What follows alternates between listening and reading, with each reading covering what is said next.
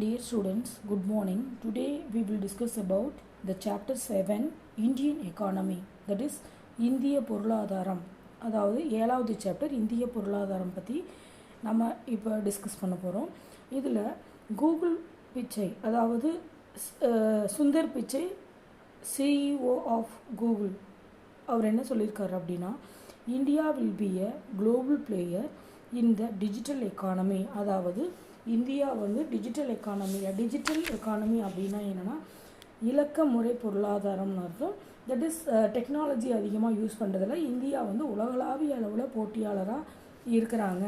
அதாவது பல நாடுகள் கூட்ட இவங்க நிறைய தொடர்பு வச்சு அவங்க மிகப்பெரிய, அதாவது டெவலப்பிங் நேஷனாக ஆகக்கூடிய வாய்ப்பு இருக்குது அப்படின்னு சொல்லியிருக்காரு. ஃபஸ்ட்டு இந்தியன் எக்கானமியில், அதாவது இந்திய பொருளாதாரத்தை பொறுத்த வரைக்கும் நம்ம ஃபஸ்ட்டு என்ன பார்க்க போகிறோம் அப்படின்னு பார்த்தீங்கன்னா, what is the meaning of growth and development.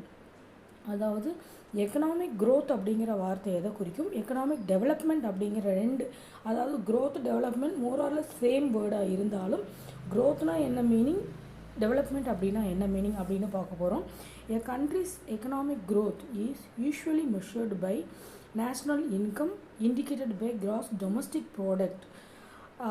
அதாவது ஒரு கண்ட்ரியோடைய growth அப்படிங்கிறது பொதுவாக அந்நாட்டினுடைய வருமானத்தால் அளவிடப்படுகிறது. மொத்த உள்நாட்டு உற்பத்தியாலும் அதாவது மொத்த உள்நாட்டு உற்பத்தி எவ்வளவு அப்படின்னு அதாலேயே நம்ம என்ன பண்ணுறோம் அப்படின்னு பார்த்தீங்கன்னா இண்டிகேட் பண்ணுறோம் அப்படிங்கிறாங்க. அதாவது எக்கனாமிக் growth அப்படிங்கிற வார்த்தை அந்த நாட்டுக்கு வரக்கூடிய வருமானம் எவ்வளவு, அதாவது மக்களுக்கு வரக்கூடிய வருமானம், அந்த நாட்டு வருமானம் எவ்வளவு, அதில் மொத்த உள்நாட்டு உற்பத்தி எவ்வளவு அப்படிங்கிறது கூட கணக்கிடப்படுறோம். இது அந்த நாட்டினுடைய உள்நாட்டு உற்பத்தி அப்படிங்கிறது, அதாவது த கிராஸ் டொமஸ்டிக் ப்ராடக்ட் அப்படின்னா எதை குறிக்கும் அப்படின்னு பார்த்தீங்கன்னா, total monetary value of the goods and service produced by that country over a specific period of time, usually 1 year. அதாவது ஒரு ஆண்டில் உற்பத்தி செய்யப்பட்ட அந்த ஒரு குறிப்பிட்ட காலத்தில் உற்பத்தி செய்யப்பட்ட பண்டங்கள் மற்றும் பணிகளின் மொத்த பண மதிப்பு, அதாவது மானிட்டரி வேல்யூன்னு சொல்லியிருக்காங்க. பண மதிப்பையும் நம்ம என்ன சொல்கிறோம் அப்படின்னு பார்த்தீங்கன்னா கிராஸ் டொமஸ்டிக் ப்ராடக்ட். அதாவது particular boundaries of the country, அந்த கண்ட்ரியினுடைய எல்லைகளுக்குள்ள, அதாவது இந்தியா இருக்குதுன்னு பார்த்தீங்கன்னா இந்தியாவுக்கு உள்ளே நடக்கக்கூடிய value of goods and services, அதோடைய வேல்யூ என்ன அப்படின்னு பார்த்தோம்னா that is called gross domestic product. இது இதனால் கணக்கிடும். அதாவது இதோடைய வேல்யூ எப்படி இருக்குதுன்னு பார்த்தோன்னா எக்கனாமிக் growth ஆகிருக்கா அல்லது வளர்ச்சி அடையலையா அப்படிங்கிறத நம்ம கணிக்க முடியுது.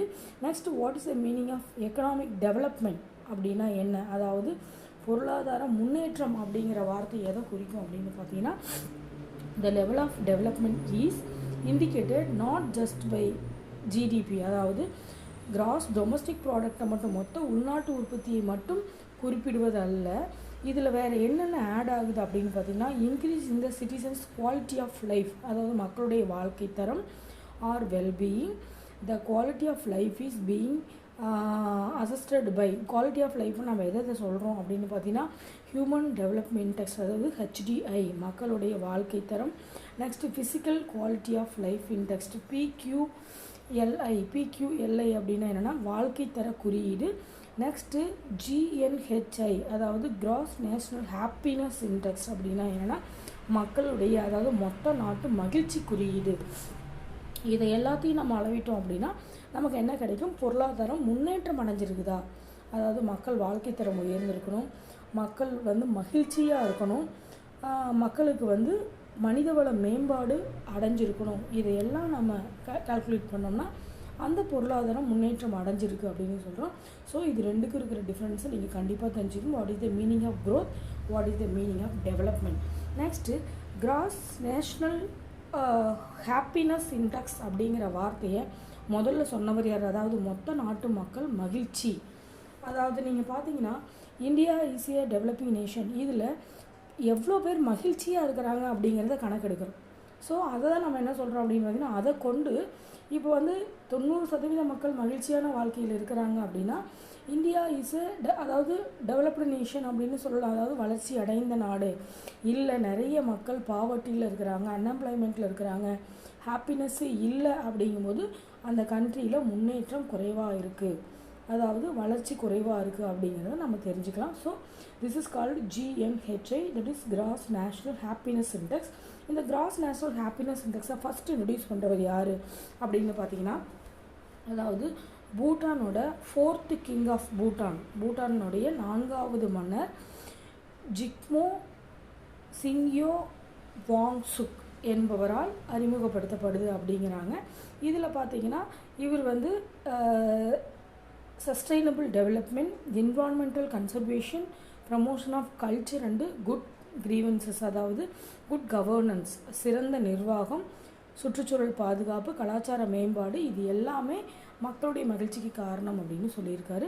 Next on the basis of the level of economic development, அதாவது எக்கனாமிக் டெவலப்மெண்ட்டை பேசிஸாக வச்சுக்கிட்டு எந்தெந்த நாடுகளே டெவலப்டு நேஷன், டெவலப்பிங் நேஷன்னு சொல்கிறோம் அப்படின்னு பார்த்தீங்கன்னா, அதாவது கண்ட்ரீஸை டெவலப்டு கண்ட்ரிஸ், டெவலப்பிங் கண்ட்ரிஸ் அப்படின்னு ரெண்டாக சொல்கிறாங்க.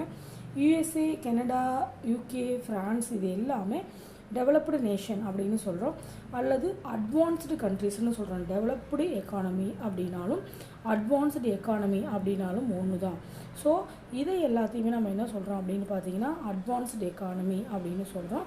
ஆன் த அதர் ஹேண்ட், அதாவது மற்ற நாடுகள் எல்லாம் என்னென்னு சொல்கிறோம், அதாவது டெவலப்டு நேஷனுக்கும் டெவலப்பிங் நேஷனுக்கும் என்ன வித்தியாசம் அப்படின்னா, எந்தெந்த நாடுகள் தங்கள் நாட்டில் உள்ள நேச்சுரல் ரிசோர்ஸஸை முழுமையாக பயன்படுத்திக்கிறாங்களோ, எஃபிஷியண்ட்டாக யூட்டிலைஸ் பண்ணிக்கிறாங்களோ, that nations are called developed Nations.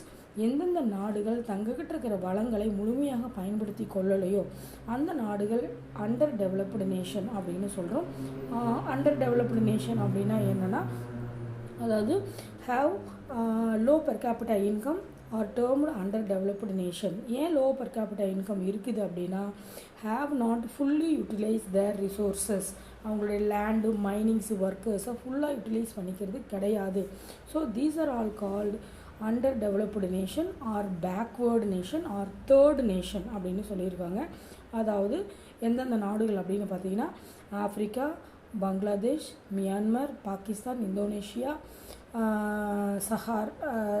சப்சஹாரன், இது எல்லாமே அண்டர் டெவலப்டு நேஷன் அப்படின்னு சொல்லியிருக்காங்க.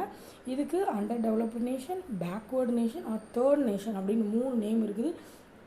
கொஷினில் what are the under developed nations அப்படின்னு கேட்டால் உங்களுக்கு புரிஞ்சிடும். What are the third world nations அப்படின்னு கேட்டால் நமக்கு அந்த வேர்டு புது வேர்டாக இருக்கும், அந்த 1 மார்க்குக்கு நம்மளால் ஆன்சர் பண்ண முடியாது. ஸோ டெவலப்டு நேஷனை நம்ம என்ன சொல்கிறோம்னா அட்வான்ஸ்டு நேஷனும், அண்டர் டெவலப்டு கண்ட்ரிஸில் backward countries or third world nation அப்படின்னு சொல்கிறோம். ஸோ இதை புரிஞ்சுக்கணும்.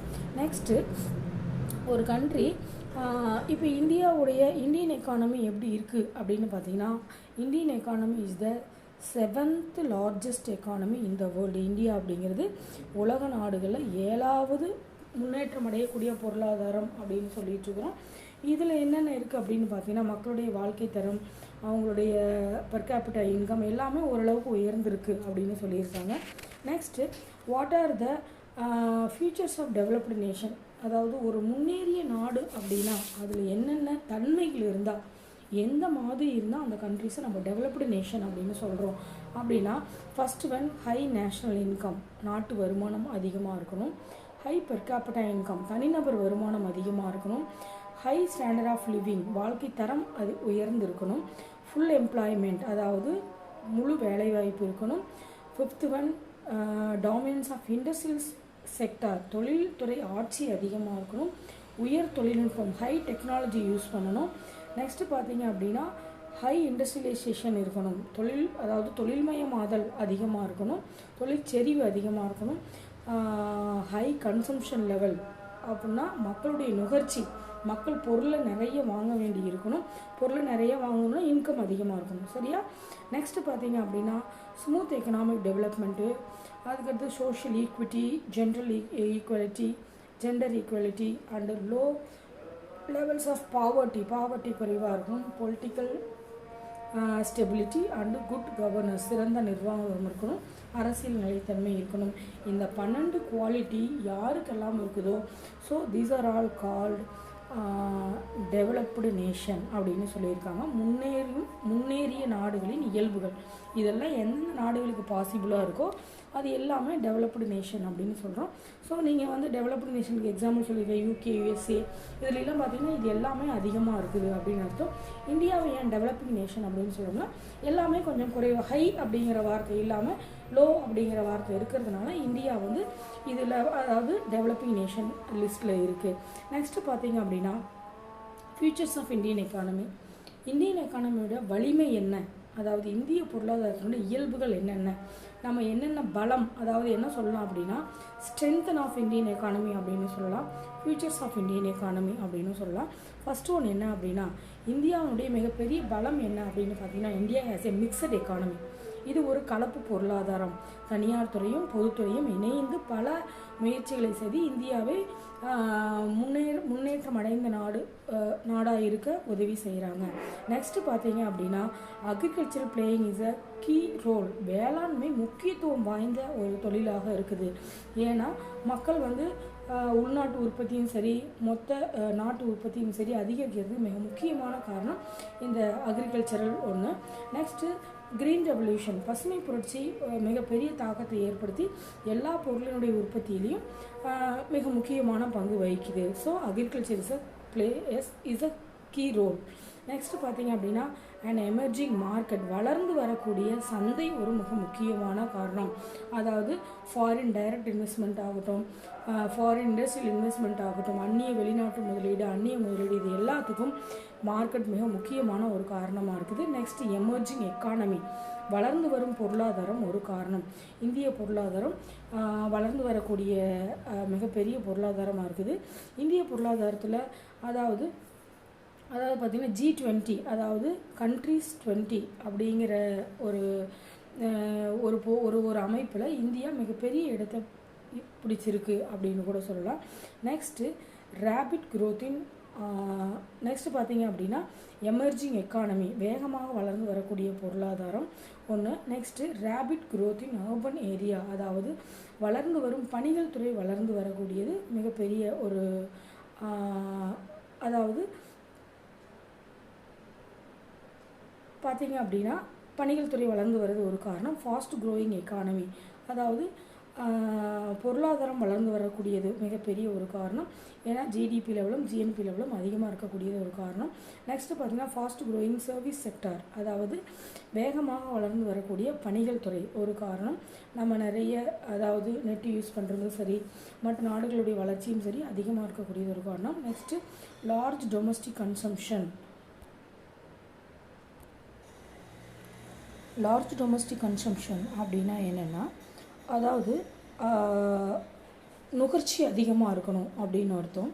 அதாவது பேரளவு உள்நாட்டு நுகர்ச்சி, ஏன்னா வருமானம் அதிகமாக இருந்தால் தான் மக்களுடைய வாழ்க்கை தரம் உயரும், மக்களுடைய டொமஸ்டிக் கன்சம்ஷன் அதிகமாகும் அப்படிங்கிறது.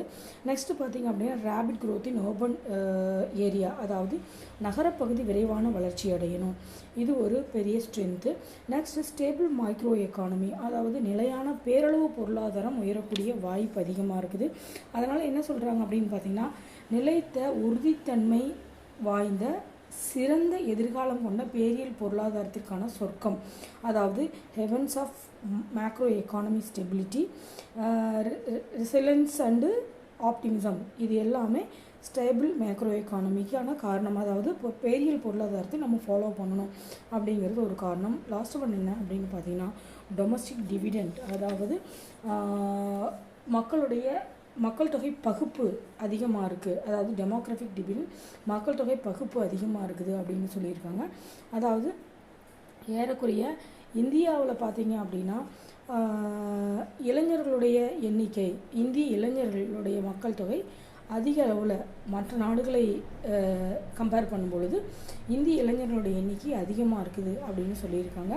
ஸோ அதுக்கான இதுதான் இது எல்லாமே இந்தியாவுடைய பலம் அப்படின்னு சொல்லியிருக்காங்க. நெக்ஸ்ட்டு வாட் ஆர் த இந்தியாவுடைய பலவீனம் என்ன அப்படின்னு பார்த்தீங்கன்னா what are the weakness of, மேலே சொன்னது எல்லாமே 10 பாயிண்ட்டும் ஸ்ட்ரென்தன் ஆஃப் இந்தியா, இது எல்லாமே இந்தியாவுடைய வீக்னஸ் என்ன, இந்தியா இன்னும் டெவலப்பிங் நேஷனாக இருக்கிறதுக்கு என்ன காரணம், ஏன் டெவலப்டு நேஷனாக மாறலை அப்படிங்கிறதுக்கு இது ஒரு 7 பாயிண்ட், அதாவது ஒரு 6 பாயிண்ட் சொல்லியிருக்காங்க. என்னென்ன அப்படின்னு பார்த்தீங்கன்னா, லார்ஜ் பாப்புலேஷன் மிக முக்கியமான காரணம், மக்கள் தொகை அதிகம் மிக முக்கியமான காரணம். நெக்ஸ்ட் இன்இக்வாலிட்டிஸ் அண்டு பாவர்ட்டி, அதாவது ஏற்றத்தாழ்வு மற்றும் வறுமை ஒரு மிக முக்கியமான காரணம். Next increasing price of essential commodity, அதாவது அத்தியாவசிய பண்டங்களுடைய விலை உயர்வது மிக முக்கியமான காரணம். அதாவது இந்தியா வறுமை இல்லாத மக்கள் இருந்தால் பண்டங்கள் விலை உயர்வை ஏற்றுக்க முடியும். ஆனால் மிக அத்தியாவசியமான பண்டங்களுடைய விலை உயர்றது ஒரு மிக முக்கியமான காரணம். நெக்ஸ்ட்டு வீக் இன்ஃப்ராஸ்ட்ரக்சர், உள்கட்டமைப்பில் பலவீனம் இருக்கிறது. வாட் இஸ் த இன்ஃப்ராஸ்ட்ரக்சர் அப்படின்னு பார்த்தீங்கன்னா என்னென்ன அப்படின்னு பார்த்தீங்கன்னா, அதாவது பவரு, டிரான்ஸ்போர்ட்டு, ஸ்டோரேஜஸ், இது எல்லாமே மிக பலவீனமாக இருக்கிறதுனால இந்தியாவால் இன்னும் டெவலப்டு நேஷன் ஆக முடியல. நெக்ஸ்ட்டு இன்அடிக்வேட் எம்ப்ளாய்மெண்ட் ஜென்ரேஷன், வேலை வாய்ப்பை உருவாக்குறதுக்கு திறனற்ற நிலை, இது ஒரு மிக முக்கியமான காரணம். நம்மளால் வேலைவாய்ப்பை ஏற்படுத்தி கொடுக்க முடியல அப்படிங்கிறது. லாஸ்ட் ஒன் என்ன அப்படின்னு பார்த்தீங்கன்னா, அவுடேட்டட் டெக்னாலஜி, அதாவது பழமையான தொழில்நுட்பத்தை நம்ம இன்னும் ஃபாலோ பண்ணுறது மிக முக்கியமான காரணமாக ஒன்று இருக்குது. அது அக்ரிகல்ச்சர் ஆகட்டும் அல்லது ஸ்மால் ஸ்கேல் இண்டஸ்ட்ரீஸ் ஆகட்டும், எல்லாமே பழமையான தொழில்நுட்பத்தை ஃபாலோ பண்ணுறது மிக முக்கியமான காரணம். ஸோ இந்தியாவுடைய ஸ்ட்ரென்த் என்ன சொல்லியிருக்காங்க, இந்தியாவுடைய வீக்னஸ் என்ன சொல்லியிருக்காங்க, what are the difference between economic growth and development, இது எல்லாம் பார்த்துருக்கோம். ஸோ நெக்ஸ்ட் கிளாஸில் நம்ம என்ன பார்க்க போகிறோம் அப்படின்னு பார்த்தீங்கன்னா, டெமோக்ராஃபிக் ட்ரெண்ட் இன் இந்தியா, இந்தியாவுடைய மக்கள் தொகை போக்கு எப்படி இருக்குது அப்படிங்கிறத பார்க்க போகிறோம். So thank you students.